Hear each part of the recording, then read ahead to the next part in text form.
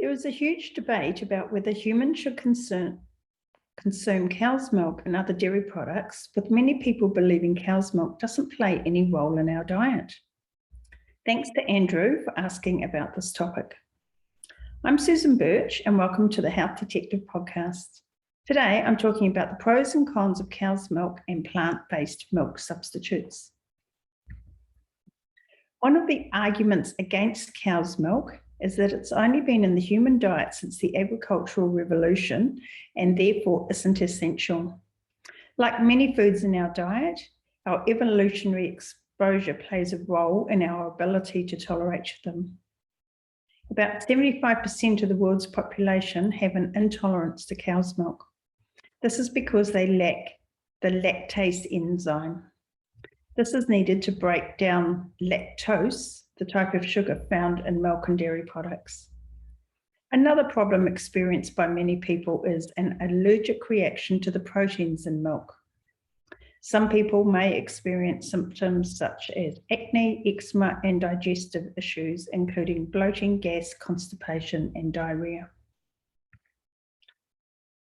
In general, most people of European ancestry can tolerate cow's milk and dairy products, while those of Asian, African, and other non-European cultures have more allergies.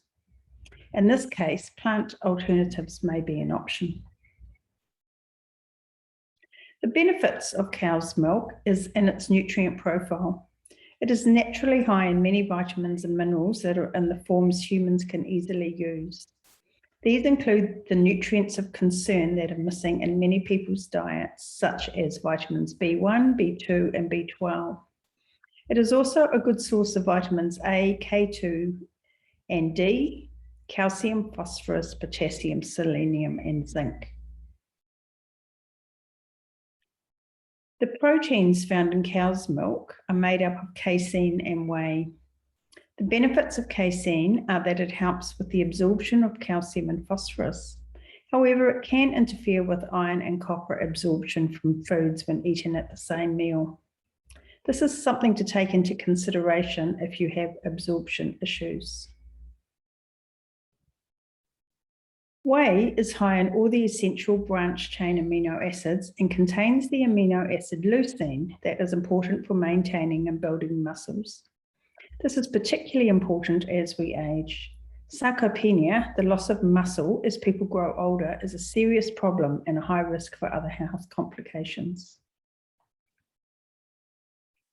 One of the reasons we're told to fear milk and dairy is the high levels of saturated fat would increase the risk of heart disease.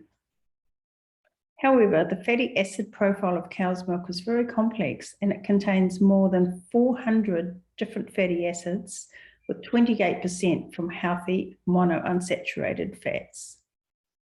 So these are the fats that are found in olive oil that we're constantly told we should be eating. Current research has identified that despite the high saturated content, dairy may help reduce obesity, high blood pressure, type 2 diabetes, and heart disease. The problems occur when you're eating dairy with a lot of carbohydrates, particularly processed foods. For most people who cannot consume cow's milk, finding suitable alternatives can be challenging. Goat's milk may be an option as it's slightly lower in lactose than cow's milk, with a similar nutrient profile. Research indicates it's less likely to interfere with iron and copper absorption compared with cow's milk. However, many people who can't tolerate cow's milk don't do well on goat or sheep alternatives either. If you decide to replace your cow's milk with a plant-based alternative, there are some important considerations. Check for added sugars, thickeners, vegetable oils, and other ingredients.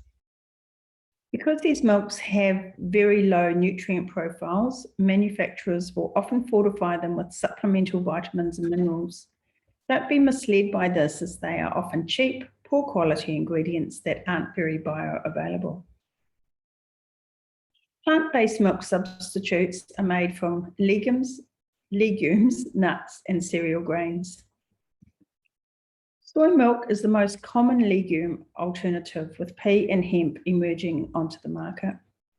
We are told that these have similar protein profile with lower saturated fat and calories from cow's milk. While legumes do contain all the essential amino acids, these are not in the ideal ratios for humans. Due to their low leucine content, the bioavailability of amino acids is poor, reducing their effectiveness in stimulating muscle growth compared with cow's milk. There's a lot of debate whether the isoflavones in soy can affect estrogen receptors, causing hormonal imbalances. Hormonal imbalances play an important role in body fat storage, weight gain, and hormonally driven cancers. It may be useful to test your hormonal profile before switching to soy products, or if you've been consuming these for a long time and are experiencing problems. This applies as much to men as it does to women. Another problem with soy and other legumes is for people with digestive issues such as IBS and those following a low FODMAP diet. Legumes are not recommended for these people as they may contribute to increased gas, bloating, cramps, diarrhea, and constipation. The nut milks include almond, cashew, macadamia, and coconut. Coconut milk may be a good option for some people. This contains a combination of protein, carbs, fiber, and fat. It's a good source of several vitamins and minerals. Researchers have identified some unique proteins in coconut milk that may be responsible for its health benefits. Although coconut milk is high in saturated fat, a number of these are medium chain triglycerides, and these behave differently than other fatty acids and appear to have benefits for weight loss and appetite suppression. Coconut milk may be a good option for vegans following a low-carb ketogenic diet. Again, people with FODMAP intolerances might need to be careful of their intake. Products made from almonds and other nuts are a lot lower in fat and calories than cow's milk. However, most brands only contain 2 to 3% nuts, with the rest made up of water. This means they're low in protein and other nutrients unless they're fortified.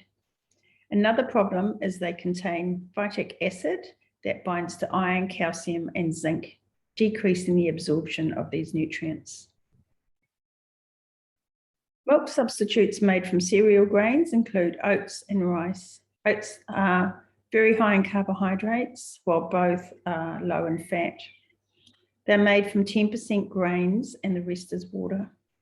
Unless they're fortified, they will have a very low nutrient profile.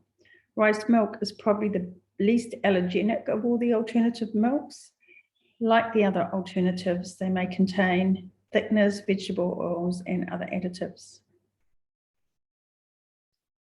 If you're looking for a plant-based replacement for your milk, I recommend you read the labels carefully and concentrate on getting enough protein and other nutrients from the rest of your diet. One note of caution is that plant-based milks are not considered to be nutrient sufficient for growing children. If your child can't tolerate cow's milk, it's important to ensure they're getting adequate nutrition from the rest of their diet, including optimal protein. Thank you for listening. If you enjoy this podcast, please subscribe and hit the like and share button. You're welcome to download the free resources from my webpage and to join my mailing list for newsletters and updates.